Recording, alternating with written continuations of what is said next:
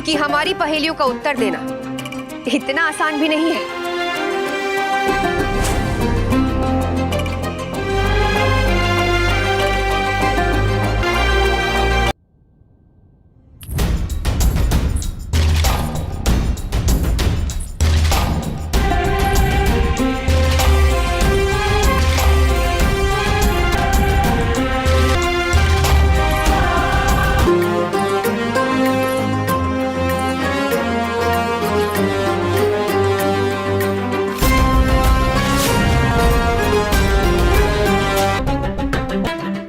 अपना मस्तक झुक और हार स्वीकार कर लीजिए।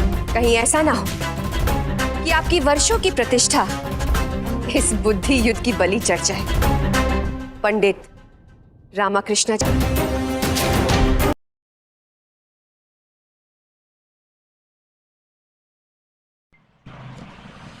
अस्सलाम वालेकुम। कैसे हैं आप? मैं उम्मीद करती हूँ आप अच्छे होंगे। मैं अफगान जिलेबी माइकल सीधा सांता आपके सामने हाजिर हूँ। टाइटल और थंबनेल देखकर समझ गए होंगे मैं आज किस टॉपिक पे किसको रोस्ट करने वाली हूँ। तो हैप्पी पैसोवर डे मेरी यहूदी भाई और बहन के लिए मेरी तरफ से पैसोवर के लिए शुभकामना है। तो आज मैं जो अल्मा जैकब को रोस्ट करने वाली हूँ वो यहाँ पे LGBT की बिहाफ पे, यानी कि होमोसेक्सुअल, बाइसेक्सुअल और ट्रांसजेंडर और केयर के बिहाफ से पक्ष लेकर उनको रोस्ट करने वाली हूँ। तो ये यहाँ पे तो ये रोस्टिंग जो है वो हेल्दी रोस्टिंग होने वाली है। तो पहली बता दो कि यहाँ पे अगर कोई होमोफोबिक है तो ये वीडियो छोड़कर जा सकते हैं, क्योंकि यहाँ पे होमोफोबिक के लिए यहाँ पे कोई बात है ही नहीं। तो होमोफोबिक जो है वो होमोसेक्सुअल के पक्ष में अगर कुछ कहे तो गुस्सा हो जाते हैं। तो मैं LGBT को रिस्पेक्ट करते हुए आज इस वीडियो रोस्ट करने वाली हूँ। तो अल्मा जैकब अपनी एक वीडियो में जो चुड़ैल्स मूवीज़ की जो एक्टर्स के कोटा को मेंशन करते हुए जो अपना ओपिनियन दी है उसके बारे में मेरा रोस्टिंग वीडियो है। तो अल्मा जैकब आप वहाँ पे जो बताना चाहते हैं आप कृपया करके यहाँ आके बताइए। Welcome to Almas Jacob news. मैं हूँ अलमास जैकब और आप देख रहे हैं actress Mehar Bano's video on हम जिन्स प्रस्ती गोज वायरल। जैसे कि मुझे लगता है कि आपने हमारा बैनर देखा होगा, मेरा जिसम मेरी मर्जी। इसका मतलब है कि हम लोग होमोसेक्सुअल्स के लिए भी चल रहे हैं, और मैं बिल्कुल होमोसेक्सुअल राइट्स को सपोर्ट करती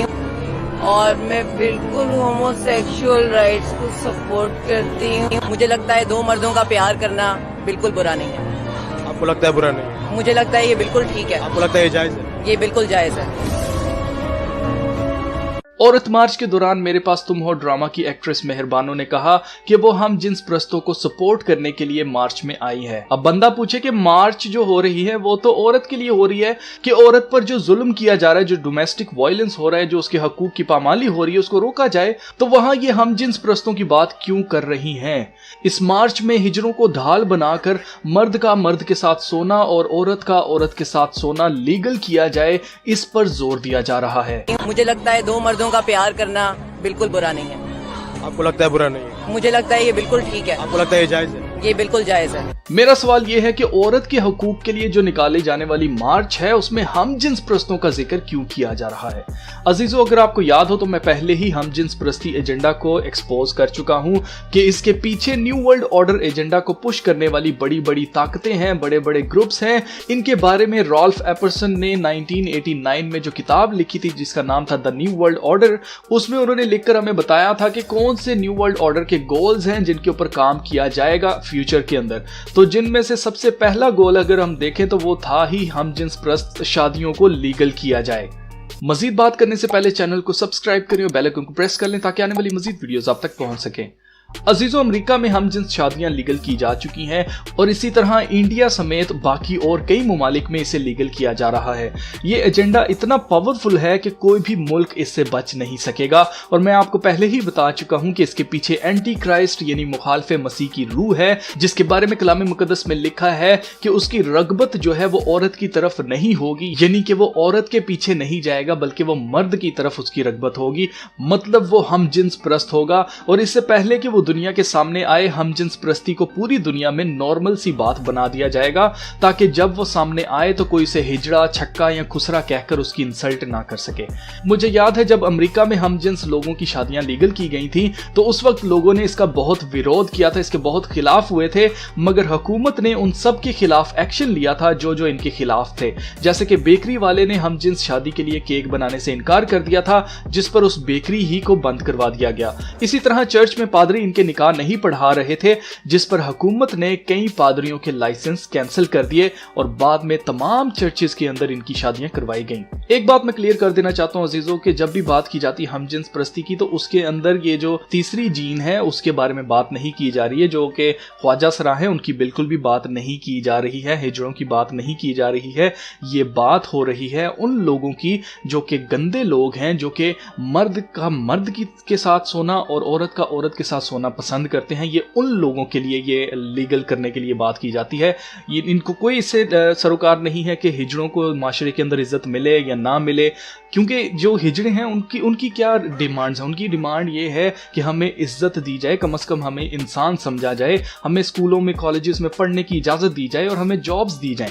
तो ये वो चाहते हैं ताकि उनको नाचना ना पड़े किसी की बर्थडे पे, किसी की शादी पे, ना कभी उनको मांग कर गुजारा ना करना पड़े, बल्कि इज्जत के साथ वो इंसान होने के नाते वो जिंदगी गुजारे। लेकिन ये जितनी भी मार्चेस निकल रही हैं, औरत के लिए निकल रही हैं, हम जिन्स प्रस्तों के लिए निकल रही हैं, इसमें आप देखिएगा कि कभी भी उनके हकूक की बात नहीं की जाती, जबकि उन्हीं को आगे फ्रंट लाइन पर रखा हुआ है कि जी हम इनके हकूक के लिए बात करें। ऐसा हरगिज नहीं है। अब जो लोग खुदा पर ईमान रखते हैं, उसके कलाम पर ईमान रखते हैं, उनके साथ सरासर ज्यादती है कि उनके खिलाफ एक्शन लिया जाता है जब वो इनके विरोध में खड़े होते हैं या इनके खिलाफ बोलते हैं। अब खुदा का कलाम हम जिन्स प्रस्ती को बिल्कुल भी पसंद नहीं करता और जो लोग खुदा से प्यार करते हैं वो खुदा के खिलाफ कैसे जा सकते हैं। उन लोगों से जबरदस्ती गुनाह करवाया जा रहा है जो खुदा से डरते हैं। अब अगर हम जिन्स लोग खुदा की बात मानना नहीं चाहते या उसको कोई इज्जत नहीं देते, उसको अहमियत नहीं देते, तो सिंपली इनको चाहिए कि ये अपना मजहब छोड़ दें और कहें कि हम एथियस्ट हैं, हम किसी खुदा पर बिलीव नहीं करते और कानून के मुताबिक कोर्ट में जाकर ये शादियां कर लें, इनको कोई नहीं रोकेगा। लेकिन जानबूझकर खुद को मुसलमान या मसीही कहना और निकाह जैसे पाक बंधन को नापाक करना, वो भी चर्च के अंदर या खुदा के घर के अंदर, ये जानबूझकर लोगों को प्रेशराइज किया जा रहा है। और जो ये औरत मार्च निकाली जा रही है, ये शुरू से औरतों के हकूक के लिए बात ही नहीं की जा रही है, ये शुरू से इसी एजेंडा पर काम कर रही है। इसलिए मेरे ख्याल से हुकूमत को इसे सीरियसली लेना चाहिए और इस पर एक्शन भी लेना चाहिए। हम जिन्स प्रस्ती किसी सूरत भी काबिल कबूल नहीं है। खुदा ने मर्द के लिए औरत को और औरत के लिए मर्द को बनाया है। हमें कोई हक हासिल नहीं है कि हम खुदा के बनाए हुए इंतजाम को तहस नहस करें। ऐसा ही कुछ सदूम और अमूरा में भी हुआ था, जिसकी वजह से खुदा ने उस कौम पर अजाब नाजिल किया था और उस कौम को जलाकर राख कर दिया था। हमें याद रखना चाहिए कि अगर औरत और मर्द मिलकर इनको पैदा ना करते तो आज इनका वजूद ही ना होता, जो खुद को कहते हैं कि हम जिन्स प्रस्त हैं। ये लोग ना तो खुदा के कलाम को मानते हैं, ना उसकी इज्जत करते हैं, इसलिए इन्हें मजहब से खारिज कर देना चाहिए। और मेरे ख्याल से कोई ऐसा कानून बना देना चाहिए कि जो भी खुद को हम जिन्स प्रस्त कहेगा या जो कहता है जो हम जिन्स प्रस्ती को पसंद करता है, उसका कोई मजहब नहीं होगा और ना ही वो खुद को मसीही कह सकेगा और ना ही अपने आप को मुसलमान कह सकेगा, ताकि वो लोग जो खुदा से डरते हैं उन्हें ये निकाह करवाने के लिए फोर्स ना किया जाए। अगर आप मेरी बातों से मुत्तफिक हैं तो इस वीडियो को ज्यादा से ज्यादा शेयर कीजिए ताकि ये वीडियो कानून बनाने वालों तक पहुंच जाए और वो इस पर सोचें और इस पर कोई एक्शन लें। तो चलिए फिर मिलते हैं नेक्स्ट वीडियो में, तब तक अपना बहुत सारा ख्याल रखिएगा। खुदा हाफिज।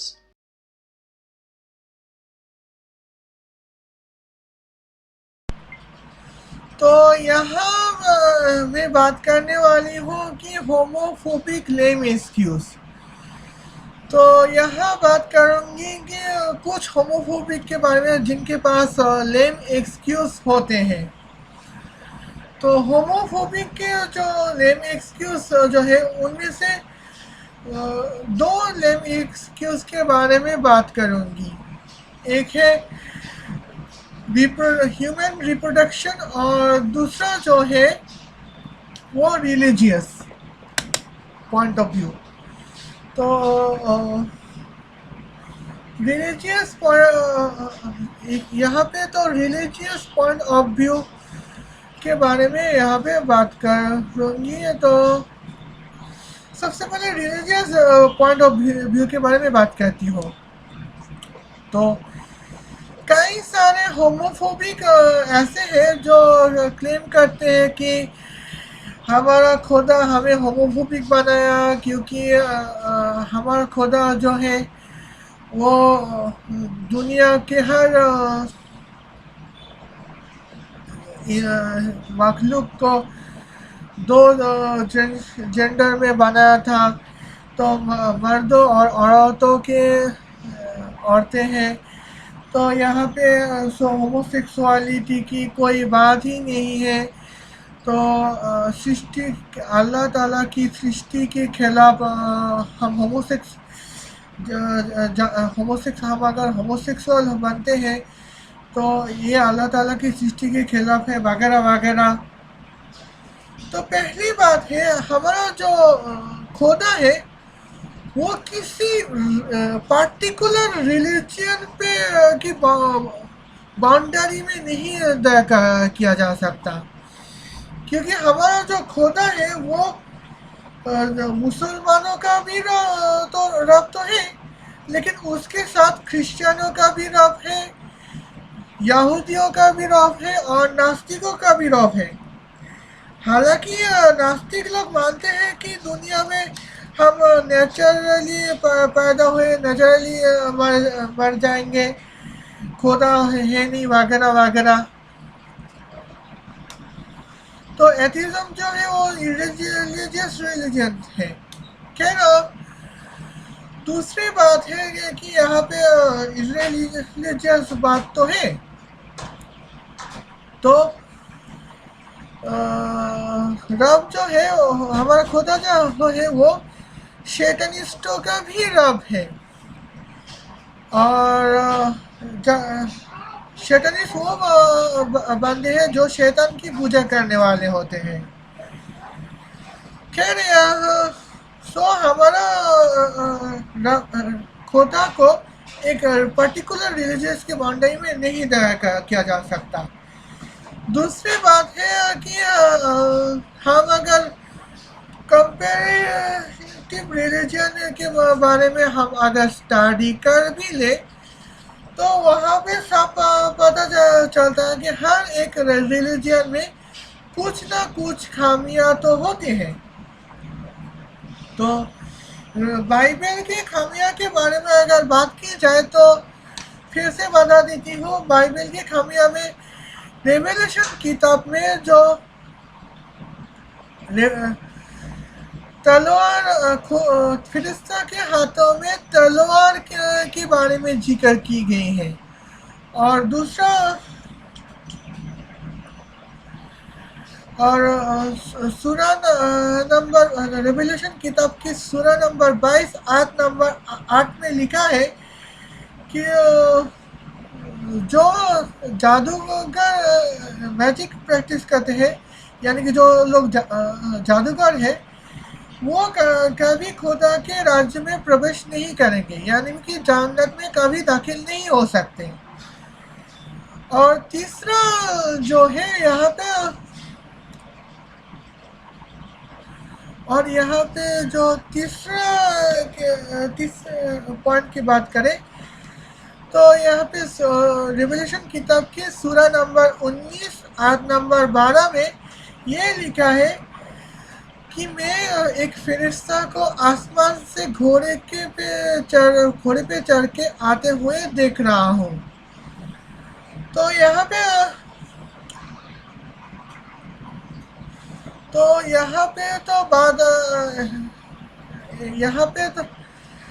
बात ये है कि रिवलेशन जो है वो फ्यूचर के बारे में प्रेडिक्ट करते हुए लिखी गई है, या फिर यूँ कहो फ्यूचर के बारे में प्रोफेसी करते हुए लिखी गई है। तो रिविलेशन किताब लिखी गई है 95 एडी में, यानी कि सन 95 में है।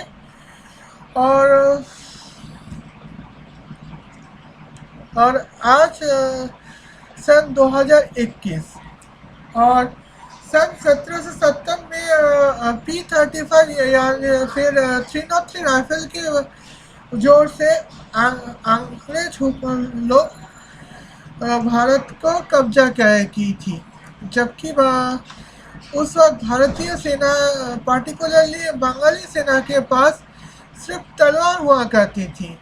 और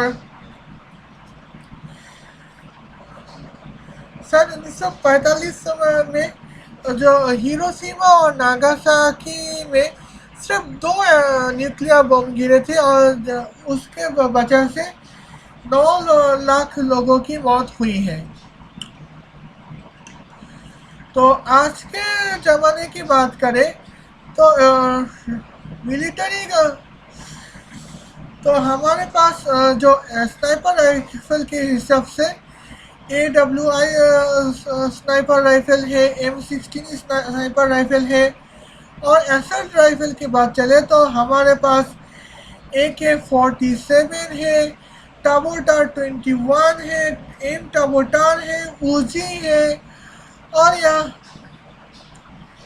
S480 है जो अंग्रेज की हुकूमत लोग इस्तेमाल करते हैं। और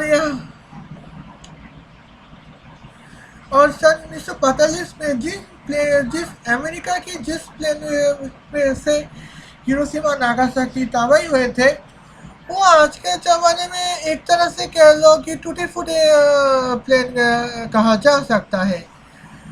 और आज के ज़माने में उससे भी कहीं अच्छा प्लेन है, टॉर्नेडो है, टाइफून है, राफाल से, तेजस है, MiG-30 है। प्लेन्स की बात कर रही हो। और यहाँ पे जो आज खुद रशिया के पास 6000 न्यूक्लियर मिसाइल भी है। तो यहाँ पे तो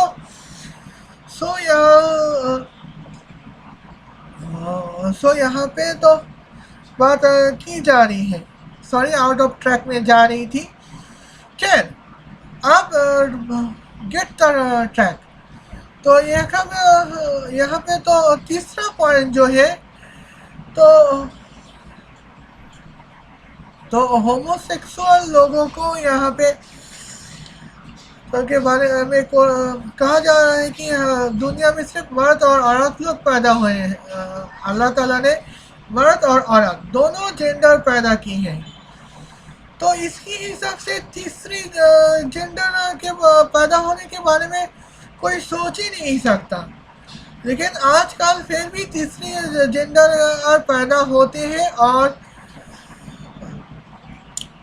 यीशु मसीह पैदा होने के कई 4000 साल पहले ही इजिप्ट में ट्रांसजेंडर पैदा होते हैं थे। सो यहाँ पे होमोफोबिक की ये लेम एक्सक्यूज काम नहीं करते। और दूसरा लेम एक्सक्यूज के बारे में यहाँ पे बात करूँ तो दूसरा लेम एक्सक्यूज जो है वो ये है कि होमोसेक्सुअल लोग जो है वो बच्चा पैदा नहीं कर सकता। तो उसके बारे में मेरे पास 2 पॉइंट। पहली बात, इन होमोफोबिक लोगों को बच्चे का चेहरा दिखने में बहुत जल्द निकल जाता है।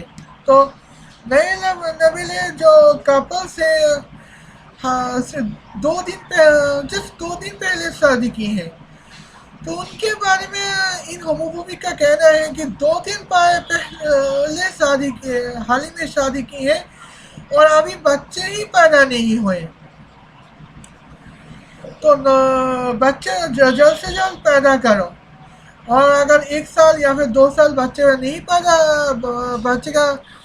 बच्चों को नहीं देख पाए तो बच्चे पैदा नहीं कर सकते इन एक्सक्यूज से ताला दिया जाता है। ये तो बड़ी मेहरबानी है। और होमोसेक्सुअल तो पहले ज़माने में होमोसेक्सुअल लोग बच्चे पैदा नहीं कर सकते थे, तो उनको बच्चे एडॉप्ट करनी पड़ती थी। तो बच्चे के चेहरे देखने में इतनी जल्दी क्यों है? और अगर बच्चे पैदा ना भी हो तो दुनिया तो ख़त्म नहीं होने वाली।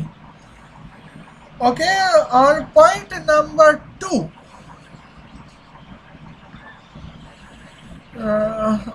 माय ओपिनियन नंबर 2 एक है यहाँ पे आजकल होमोसेक्सुअल लोग भी बच्चे पैदा कर सकते हैं। तो उनके लिए तो उनको भाई आर्टिफिशियल स्पर्म या फिर आर्टिफिशियल ओवेट पैदा करनी पड़ती है, और वो भी टेस्ट ट्यूब के ज़रिए।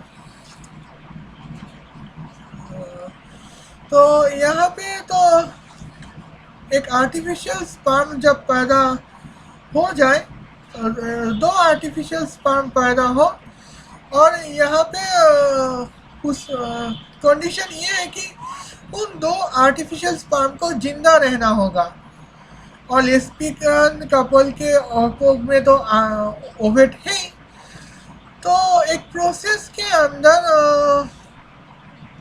ओवेट दोनों ओवेट और दो आर्टिफिशियल स्पर्म और आर्टिफिशियल ओवेट को उन आर्टिफिशियल स्पर्म को इन दोनों ओवेट के साथ साइंटिफिकली मिला दिए जा सकते हैं, और यहाँ पे इसके वजह से ये लोग बच्चे भी पैदा कर सकते हैं।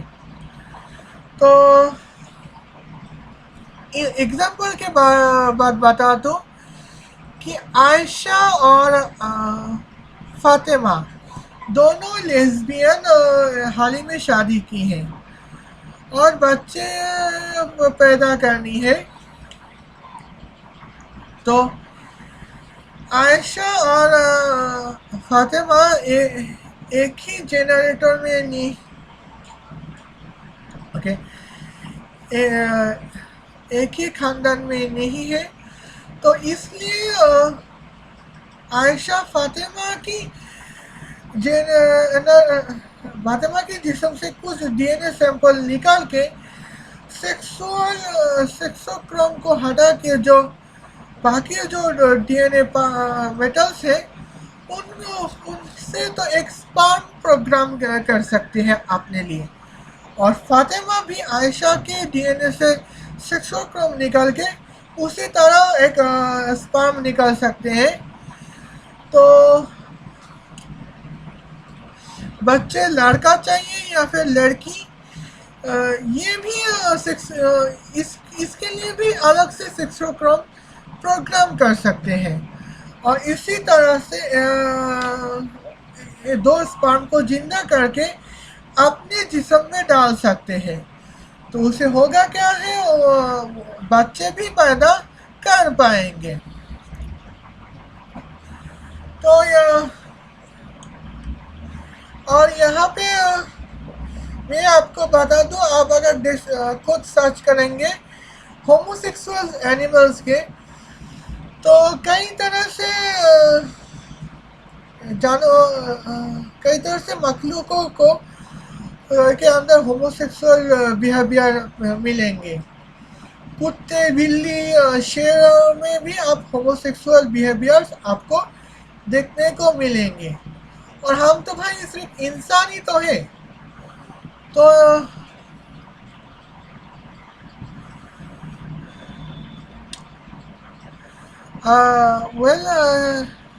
थोड़ी सी बात बाकी थी। अगर लेस्बियन कपल की आयशा चाहे तो आमिना की डीएनए से अपने लिए लड़का पैदा कर सकते हैं या फिर लड़की, और फातिमा आयशा की डीएनए से अपने लिए लड़का पैदा कर सकती है या फिर लड़की। बस मैं यहाँ पे ये पॉइंट ऑफ व्यू रखनी है। ओके, मैं अब आती हूँ अगली पॉइंट पे।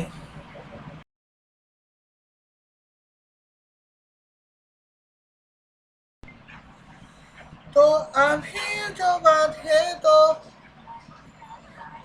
यहाँ पे मैंने कुछ स्क्रीनशॉट नोट कर ली है और कुछ कुछ स्क्रीन के बारे में यहाँ पे बात करने वाली हूँ। तो मैं अपनी लैपटॉप के कैमरा के पास आना पड़ेगा, तो क्योंकि लाइन बहुत छोटे हैं, तो इसलिए मैं यहाँ पे आना पड़ेगा। और मेरी छोटी लिखावट की नज़र कमज़ोर है, इसलिए मैं चश्मा पहन रही हूँ। ओके, तो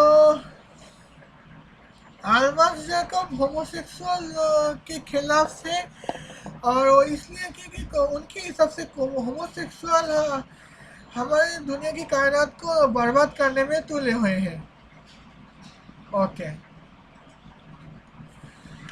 तो अल्बर्ट जैकब अपने आप को ईसाई बताते हैं और क्रिश्चियनिटी के यहाँ पे तो बात तो करते ही है।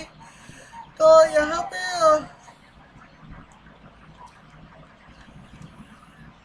क्रिश्चियनिटी में की बात करें तो इंग्लैंड को कभी कभी इंग्लैंड के बारे में यानी कि बात नहीं है कि एग्जाम्पल देते हैं कि वो लोग अच्छे फॉर्म में हैं और वहाँ पे की प्रिंस को मेहनत कराया जाता है, वहाँ की प्रिंस को पूरी तरह से तैयार किया जाता है ताकि क्राउन प्रिंस बन सके। तो क्राउन प्रिंस के लिए जिन मुल्क की मिसाल देते हैं, उन मुल्क में क्या पहले क्या होता था उनके बारे में बात करें। तो एलन ट्यूरिंग जो है वो दरअसल एक अंग्रेज थे जो मैथमेटिशियन है, यानी कि ब्रिटिश मैथमेटिशियन। तो इन्होंने जो है वो तो अपनी मैथमेटिक्स के वजह टैलेंट की वजह से तो इस तरह से जाने जाते हैं, जैसे लियोनार्डो को पेंटिंग आर्टिस्ट के बारे में जाने जाते हैं।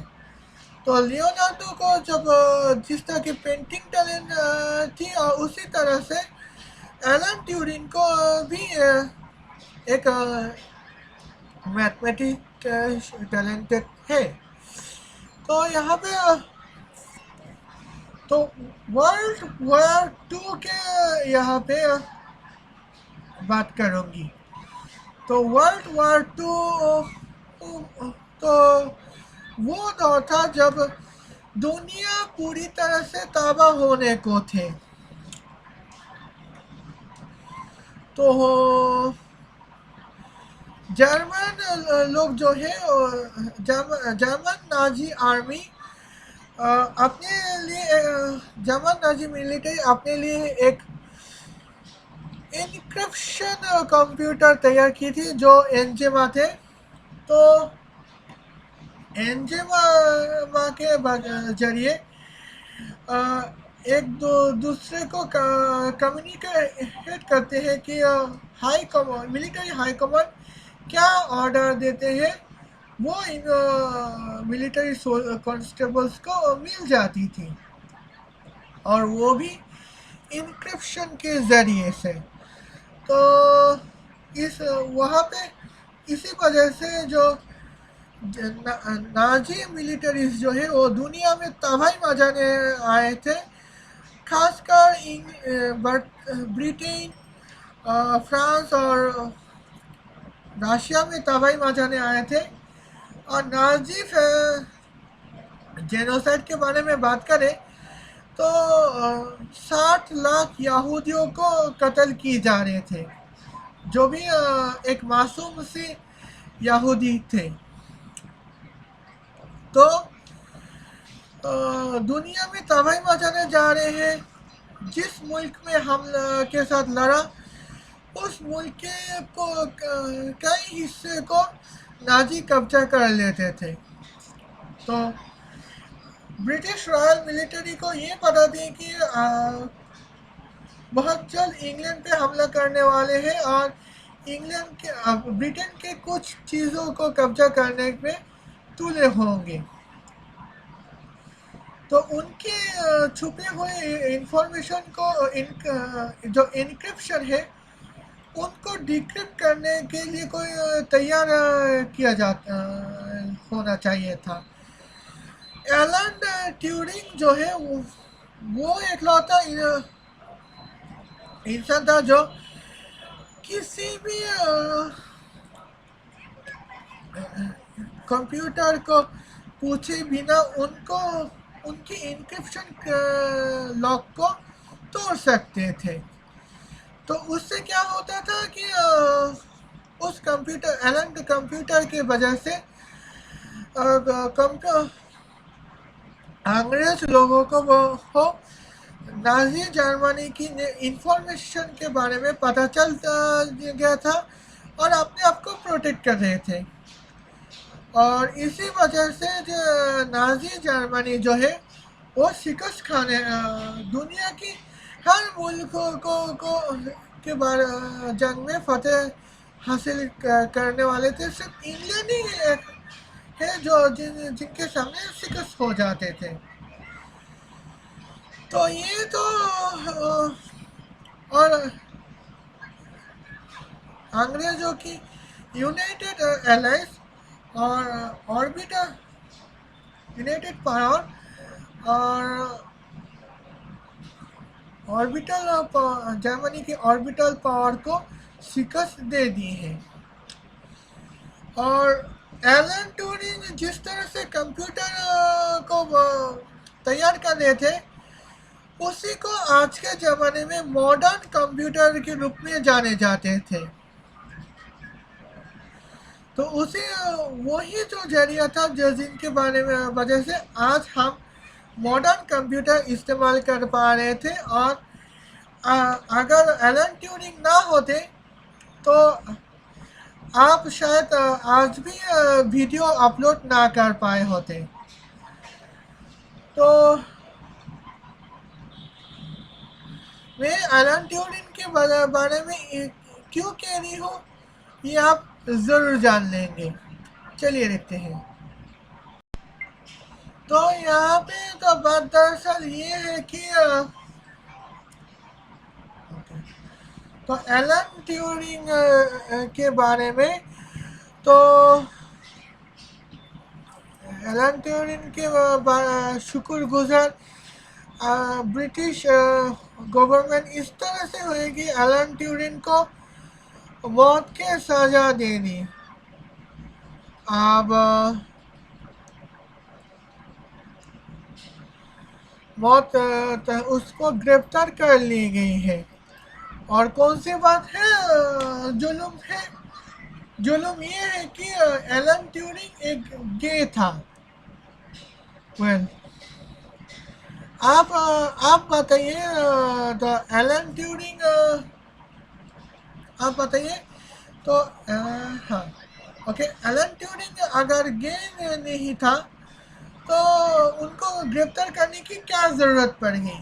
और अगर वाकई में होमोसेक्सुअल था तब भी एलन ट्यूरिंग को गिरफ्तार क्यों किया गया है? एलन ट्यूरिंग की जो इन्वेंशन है वो हमारे लिए बहुत काम आई है। और एलन ट्यूरिंग के कंप्यूटर के वजह से अंग्रेज लोग नाजी जर्मनी से खुद को प्रोटेक्ट कर पाए और नाजी जर्मनी से इस तरह से प्रोटेक्ट कर पाए ताकि हम हो नाजी ओके नाजी जर्मनी से इस तरह से प्रोटेक्ट कर पाए ताकि नाजी जर्मनी को शिकस्त दे सके। और अगर एलन ट्यूरिंग के कंप्यूटर्स ना होते तो शायद अंग्रेज हुकूमत को अभी भी एलन अभी भी जो है नाजी जर्मनी के कुछ हिस्से रह चुके होते। तो यह तो अंग्रेज लोग खुद को प्रोटेक्ट इसलिए कर पर जो एलन ट्यूरिंग के वजह से।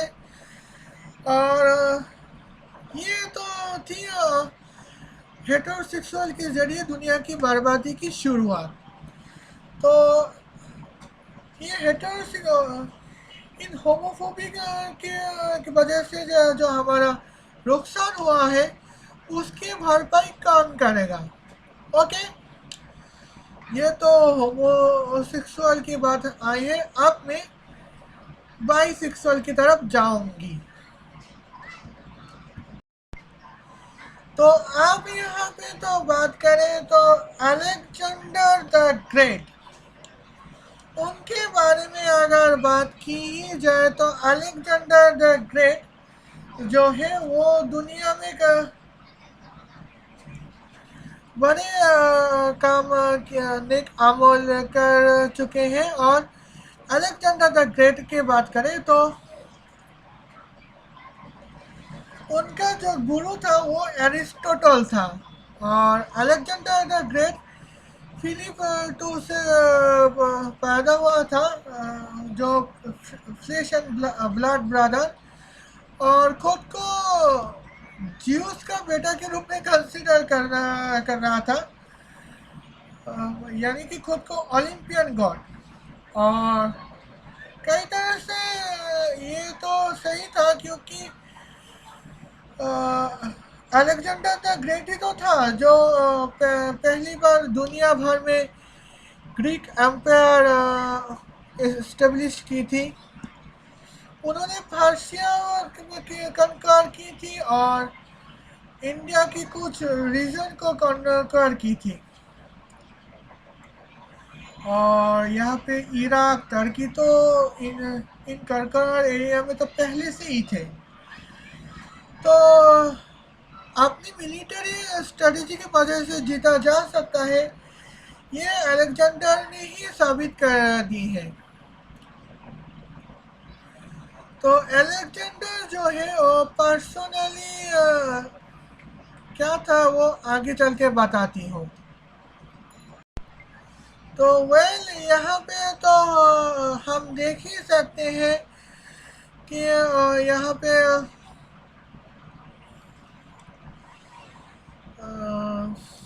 अलेक्जेंडर द ग्रेट है वो बाइसेक्सुअल था, और यहाँ पे मर्दों और औरतों पे इंटरेस्ट था। और आप चाहे डिस्क्रिप्शन में चेक कर सकते हैं, या फिर आप गूगल सर्च कर सकते हैं। आप ज़्यादा टाइम वेस्ट ना करते हुए आप आने वाले 2 स्क्रीनशॉट के बारे में बात करूँगी।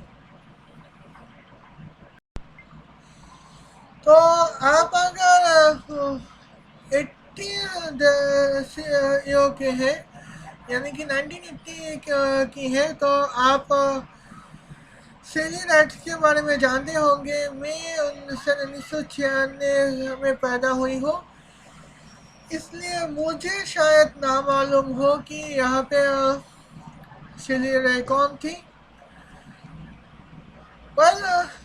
तो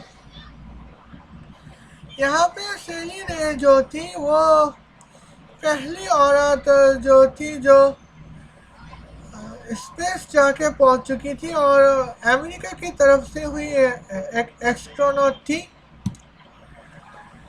तो उनके बारे में सारी दुनिया जानते हैं।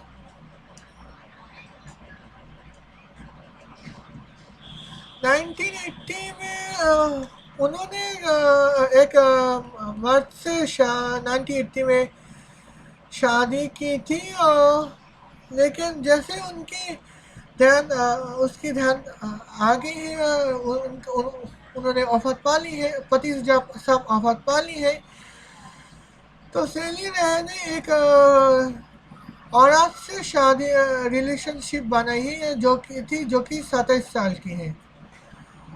और वो सन 2012 में है। क्या है? और देखा जाए ये सही बात है, क्योंकि शेली राइट जो है वो सन 2012 में शायद ऐसे हालत में हो, ऐसे उम्र में शायद पहुंच चुकी होगी जो शायद बच्चा पैदा ना कर पाए हो। और ये बाइसेक्सुअल लिटी ये एलजीबीटी की ही है। तो चलिए देखते हैं उस औरत का नाम क्या थी। तम ओशाकरेशन, पता है मुश्किल नाम है। तो क्या ना, आप जाकर खुद यहाँ पे आप रिसर्च कर सकते हैं। तो जब उन्होंने ऐसा कर सकते हैं तो हम हेटेरोसेक्सुअल क्या करेंगे ये बताओ। और ये होमोफोबिक के लिए एक तमाचा ही कह सकते हो। वो मेरा मतलब वो तो जवाब। अब मैं दूसरे स्क्रीनशॉट में जाऊंगी और इस बार जो औरत होगी वो खुद एक लेस्बियन होगी। चलिए देखते हैं। टेमी बेल्टविन जो है वो एक लेस्बियन थी, जो एक पहली यूएस सेनेटर थी जो लेस्बियन थी। और मैं आपको बताऊं कि उन्होंने जो है सेंसिबल कंट्रोल पॉलिसी में एडवोकेसी की है। तो उससे पहले कोई ना करे हो या फिर की हो पता नहीं, लेकिन उन्होंने की है। तो आपको बता दूं ये भी एक लेस्बियन है। और ये लेस्बियन होकर अच्छे काम करते हैं। और दूसरी तरफ हमारा हेटेरोसेक्सुअल ओसामा बिन लादेन, जिनने मर्द होकर औरत से शादी की है, उसे दुनिया की सबसे बड़ी आतंकवादी माने जाते हैं। लेकिन नफरत लेस्बियन को ही की जाएगी, है ना। क्या उसके बारे में कुछ कह नहीं सकती। अब मैं पॉइंट नंबर सी में आती हूँ।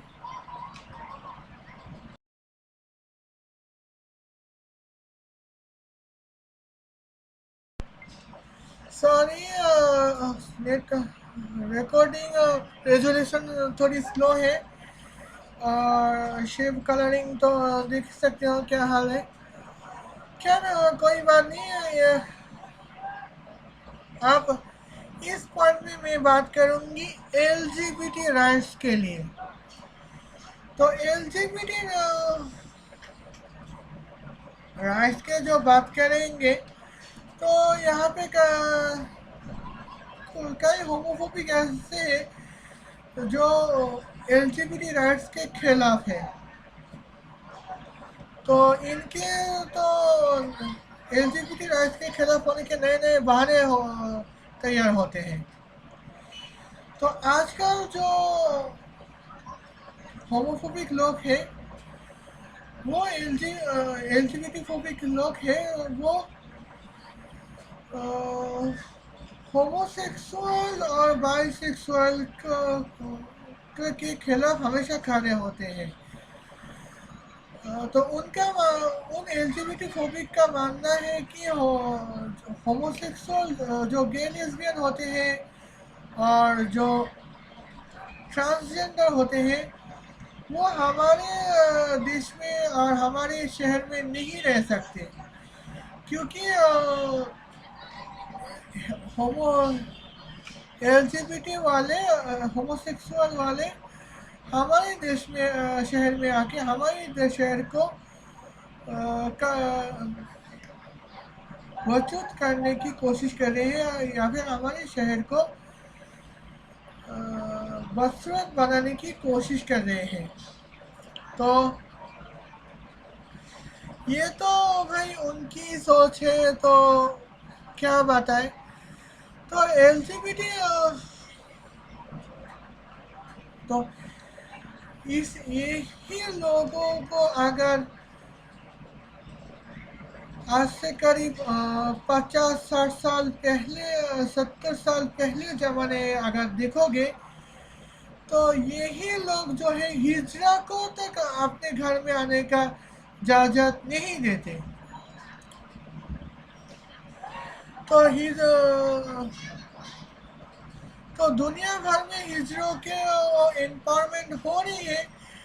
तो हिजरों को खिलाफ एम्पावरमेंट करने से हिजरों की जो ट्रांसजेंडर एम्पावरमेंट के खिलाफ खड़े होने वाले हर इंसानों को जेल में कैद किया जा रहा है। तो उसी तभी कुछ रिलीजियस लोग कहते हैं कि ट्रांसजेंडर हमारे लिए है,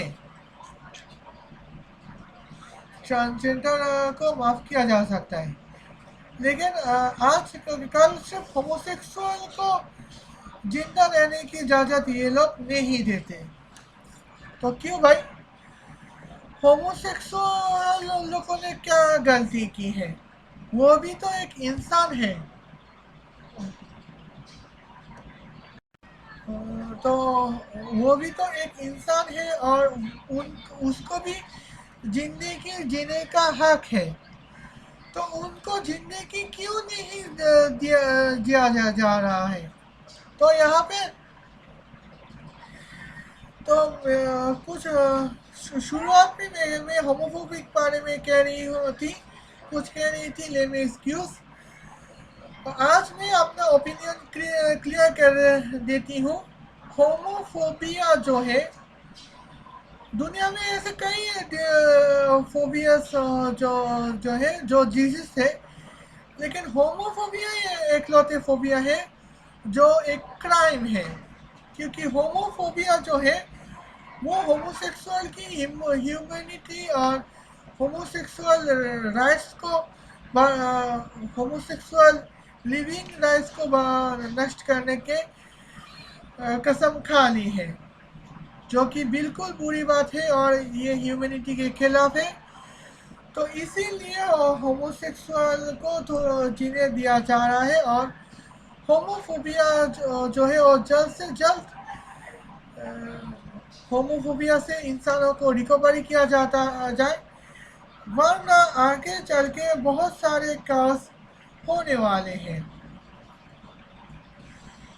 तो रिलीजियस होमोफोबिक पर्सन के बारे में बात करते हुए अचानक मुझे याद आया कि क्यों ना होमोफोबिक लोगों को क्यों ना हम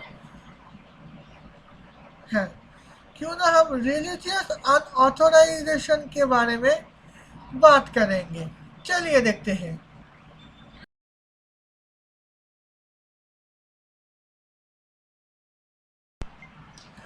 तो यहाँ पे रिलीजियस अनऑथराइजेशन के बारे में मैं बात करना चाहूँगी।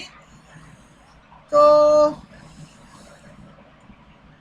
कुछ रिलीजियस पादरी ऐसे हैं जो होमोसेक्सुअल कपल के लिए वेडिंग सेरेमनी मनाने से मना कर रहे हैं। कुछ रिलीजियस बेकरी होमोसेक्सुअल लोगों के लिए बेकरी बेक बनाने से मना कर रहे हैं। कुछ होमोफोबिक लोग जो रिलीजियस है वो ये कह रहे हैं कि अगर आप होमोसेक्सुअल बनना चाहते हैं तो आप प्लीज़ अपने आप को एथिस्ट कहें और कोर्ट में जाके शादी करें। हमारा क्रिश्चियनिटी और इस्लाम का मजाक ना हो रहा है, ये कहकर कि आप क्रिश्चियन है या फिर मुस्लिम है। वेल, तो यहाँ पर रिलीजियस अनऑथराइजेशन के बारे में बात हो रही है। तो उन लोगों के कहने पे ये लगता है कि उनका ये मानना है कि रिलीजन उनकी बाप की जागीर हो। तो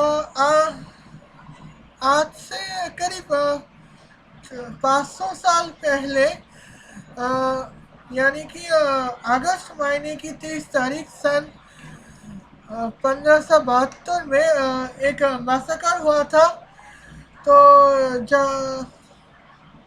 कैथोलिक सेना ने 30 से 50 हजार प्रोटेस्टेंट को कत्ल कर दी थी।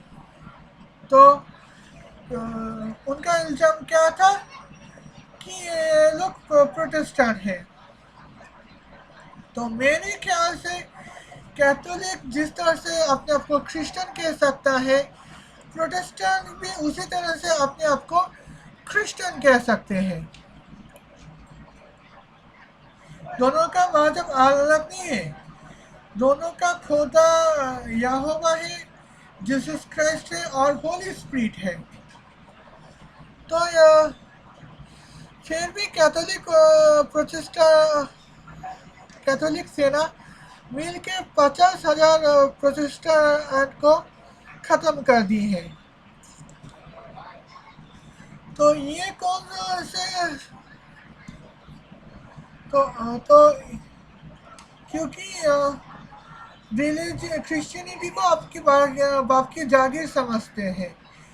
उसी तरह सन 1971 में तो ईस्ट पाकिस्तानियों पर जुल्म उठाना वेस्ट पाकिस्तानी जायज़ समझा जाता था, क्योंकि वही रीज़न इस्लाम को बाप की जागीर समझना।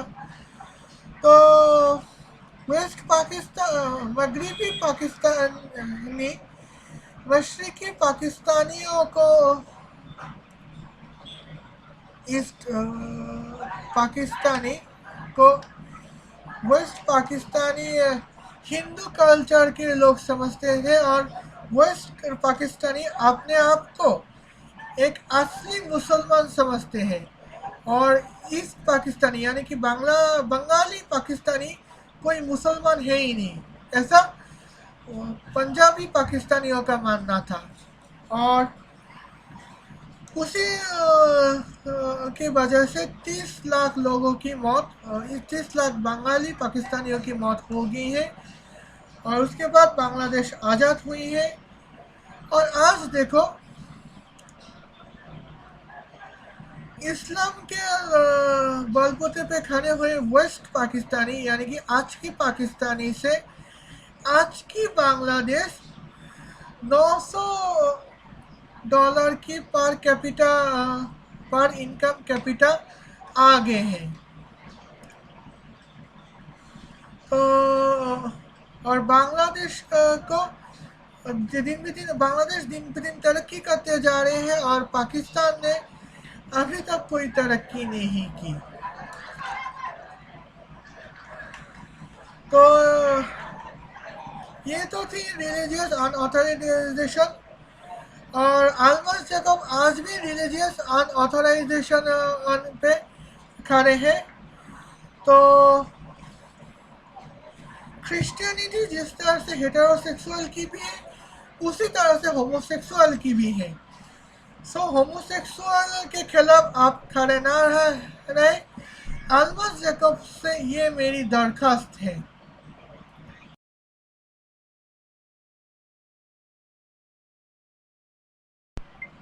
आज वीडियो बस इतना ही। उम्मीद करती हूँ आज की वीडियो आपको पसंद आया होगा। अगर पसंद आए हैं तो वीडियो को लाइक कर सकते हैं, कमेंट कर सकते हैं और शेयर कर सकते हैं। और अगर आप होमोफोबिक हो या फिर कोई हेटेरोसेक्सुअल हो तो और आप इस वीडियो आपको पसंद ना आए तो डिसलाइक कर सकते हैं। मैं आपको अपने सपोर्टर समझूंगी।